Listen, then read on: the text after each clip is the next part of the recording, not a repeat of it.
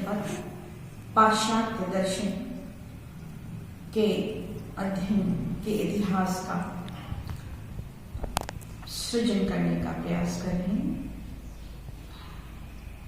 पाश्चात्य दर्शन की शुरुआत हम यूनान से मानते हैं और काल करीब करीब 600 BC का जानते हैं। और इस काल में जब हम अध्ययन की शुरुआत कर रहे हैं पाश्चात्य चिंतन का, तो यह दर्शन और विज्ञान का मिला जुला प्रभाव हम यहाँ पर देखने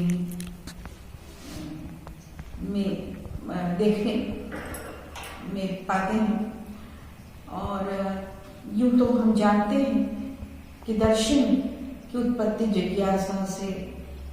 विस्मय से और उस विस्मय के आविष्कार से होती है। और चिंतन की क्रमबद्धता जब किसी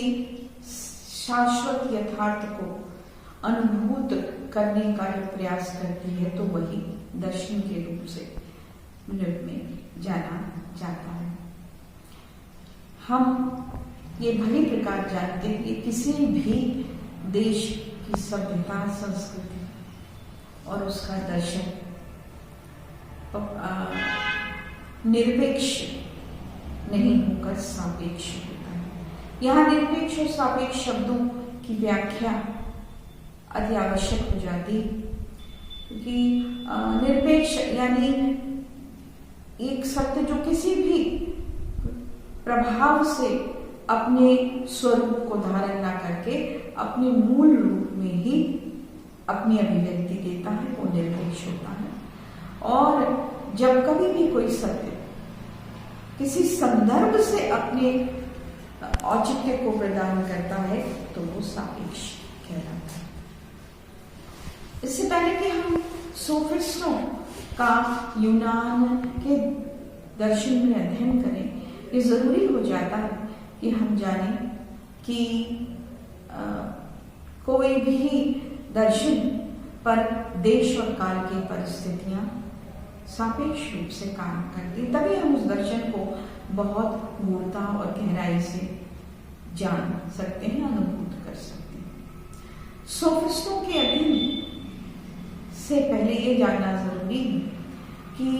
सोफिस्ट शब्द की उत्पत्ति, उनका जो अस्तित्व जिस रूप में शुरुआत में आया, बाद में उसका जो रूप परिवर्तित हो गया, और उनके अध्ययन की जो अस्मिता यानी आइडेंटिटी थी, उसका स्वरूप क्यों, कैसे, कब बदला, इसको जानने के लिए हम यह जान लें कि सोफिस्टों का काल करीब करीब BC का 450 से 400 काल तकरीबन माना जाता है। और इस काल में हम अगर यूनान के इतिहास और भूगोल को देखें, तो हम पाते हैं कि यूनान उस समय छोटे छोटे नगर राज्यों में विभक्त था। ये नगर राज्य आपस में हमेशा ही संघर्षरत थे और अपने आधिपत्य को स्थापित करने के लिए इन नगर राज्यों में श्रेष्ठ नागरिकों का बाकायदा प्रशिक्षण, शिक्षित रेटोरिक्स यानी वक्तृत्व कला के माध्यम से उच्च उत्कृष्ट नागरिकों का स्वरूप अनुशासित किया जाता था, क्योंकि ये माना जाता था कि कोई भी श्रेष्ठ गणराज्य श्रेष्ठ इसलिए होता है क्योंकि उसके नागरिक श्रेष्ठ होते हैं। इस प्रकार सोफिस्टों का यूनान के इस काल में आना, सोफिस्ट जैसे शब्द है, इसका अर्थ होता है ज्ञान से परिपूर्ण। ये सोफिस्ट आए और एक व्यवसायिक शिक्षक के रूप में, यहाँ हम ये भी समझ लें कि एक व्यवसायिक शिक्षक वो होता है जो अर्थ के बदले में कोई शिक्षा प्रदान करता है, जबकि गुरु वो होता है भारतीय चिंतन के मान्यता के अनुसार जो अपने ज्ञान से के गुरुत्व से भारी होता है प्रभावशाली होता है। तो ये सोफिस्ट जो थे वह अर्थ के बदले ज्ञान दिया करते थे। वह सफल जीवन जीने के इनके जो बड़े प्रामाणिक तरीके थे उनसे ये सफल नागरिक बनाते थे। और सत्य का उपयोग और प्रयोग ये जीवन को विकसित और भौतिक रूप से पूर्ण बनाने के लिए प्रयास किया करते थे। कुल मिलाकर यह परिभाषा ही सोफिस्टों की है। शुरुआती दौर में ये बड़े सफल शिक्षक रहे, सफल नागरिक बनाते रहे और इस व्यापकता से इन सफल नागरिकों का जो है यूनान की राजनीति में कार्य व्यवहार चलता रहा और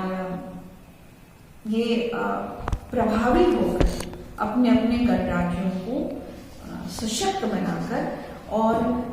उसके आधिपत्य में दूसरे गणराज्यों को लाने का प्रयास करते थे। ये जरूर है कि सोफिस्ट का जो उदय हुआ है वो एक बहुत अच्छे उद्देश्य से, हालांकि भौतिक सफलता ही लक्ष्य रहा है, लेकिन कालांतर में ये सोफिस्ट जो है ये किंग मेकर्स हो गए,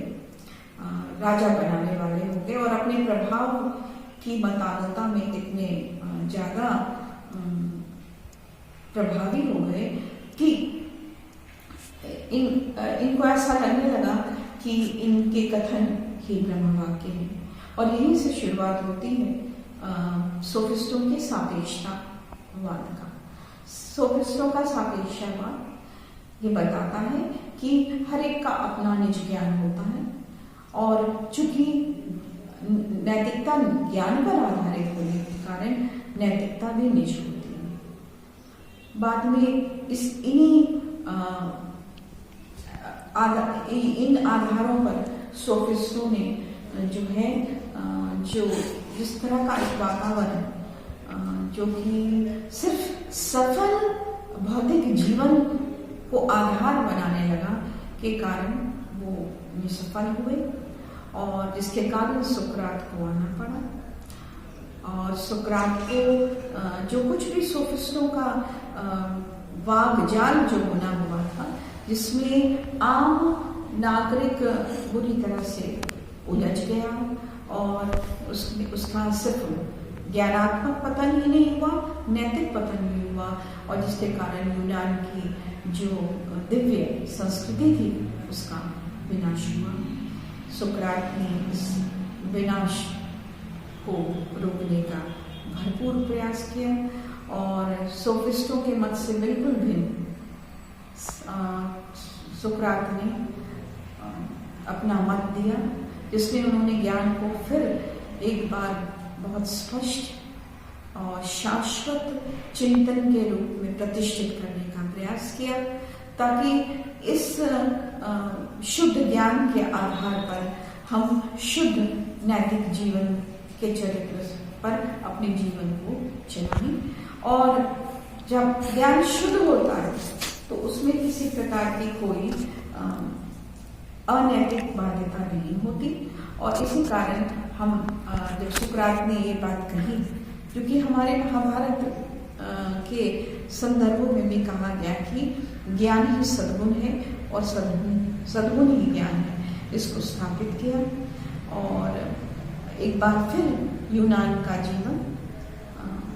युवाओं के माध्यम से शुद्ध और परिशुद्ध होकर एक नई धारा के में फिर से बहने लगा जिसमें स्वच्छंदता के स्थान पर अनुशासन और नैतिक दिव्यता को मान दिया गया।